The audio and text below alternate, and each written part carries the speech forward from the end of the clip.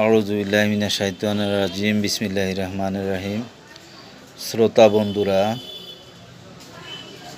আসলে বারবারই বলি যে লাইভে আসবো না বলে আবার আসলে আসা হয়ে যায়। আজকে অলরেডি 3বার লাইভে আসা হয়। তো একজন জানতে চেয়েছেন এজিথ্রোমাইসিনের মোড অফ অ্যাকশন বা এজিথ্রোমাইসিনটা কীভাবে কাজ করে, এই বিষয়টা জানতে চেয়েছেন। আসলে এজিথ্রোমাইসিন প্রোটিন তৈরিতে বাধা দেয়, যার ফলে ব্যাকটেরিয়া মারা যায়।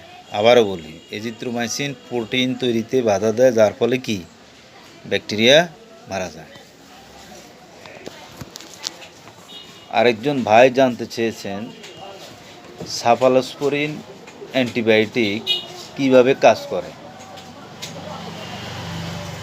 আসলে একটু আগে সাফালোস্পোরিনের first, second, third, fourth generation বা অ্যান্টিবায়োটিক কি বিস্তারিত আলোচনা করা হয়েছে। এখন সাফালোস্পোরিন কীভাবে কাজ করে সেটা বলতে গেলে প্রথমে বলতে হবে bacterial cell wall transpeptidase enzyme peptidoglycan synthesis essential component of bacterial cell wall become weakened, cell wall swells and then rupture, bacterial death. আচ্ছা, সহজ বাংলা ভাষায় হলো ব্যাকটেরিয়াল এনজাইম ট্রান্সপেপটিডেজকে বাধা দেয়। এটা হচ্ছে bacterial cell wall transpeptidase enzyme. আচ্ছা, যার ফলে সেল ওয়ালে পেপটিডোগ্লাইকেন তৈরি হয় না, অর্থাৎ peptidoglycan synthesis essential component of bacterial cell wall become weekend.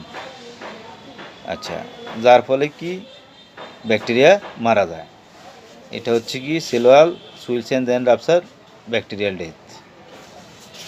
অর্থাৎ একটু আগে যে আমি বলে গেলাম যে bacterial cell wall transpeptidase enzyme peptidoglycan synthesis essential component of bacterial cell wall become weakened and cell wall swells and then rupture, bacterial death.